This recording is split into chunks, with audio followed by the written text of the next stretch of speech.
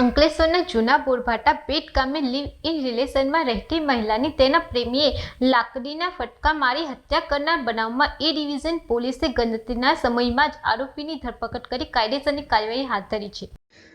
અંકલેશ્વરના જૂના બોરબાઠા ગામ ખાતે રહેતા 45 વર્ષીય જયાબહેન વિનોદભાઈ રાઠોડના પ્રથમ પતિનું અવસાન થયું હતું। ત્યારબાદ તેઓ 3 સંતાનોની માતા હોવા છતાં ફળિયામાં જ રહેતા રામસિંહ ઉર્ફે રાયસિંહ વસાવા સાથે છેલ્લા કેટલાક વર્ષોથી લિવ ઇન રિલેશનશિપમાં રહેતા હતા। આ દરમિયાન આરોપી રામસિંહ વસાવા અવારનવાર જયાબહેનના ચરિત્ર ઉપર શંકા કરી ઝઘડો કરતો હોવાનું સામે આવ્યું છે। ગઈકાલે પણ બંને વચ્ચે ઉગ્ર ઝઘડો થયો હતો, જેમાં આરોપીએ લાકડી વડે જયાબહેન પર હુમલો કરી ગંભીર ઇજાઓ પહોંચાડી હતી। હુમલા બાદ આરોપી સ્થળ પરથી ફરાર થઈ ગયો હતો।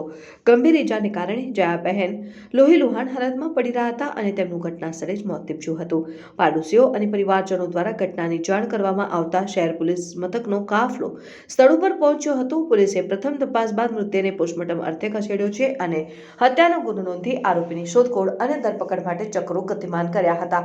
ત્યારે એ ડિવિઝન પોલીસે ગણતરીના સમયમાં જ આરોપી રામસિંહ વસાવાની ધરપકડ કરી કાયદેસરની કાર્યવાહી હાથ ધરી છે। વિડીયો જર્નાલિસ્ટ ઇમ્તિયાઝ પઠાણ સાથે સત્યા ટીવી ન્યૂઝ અંકલેશ્વર।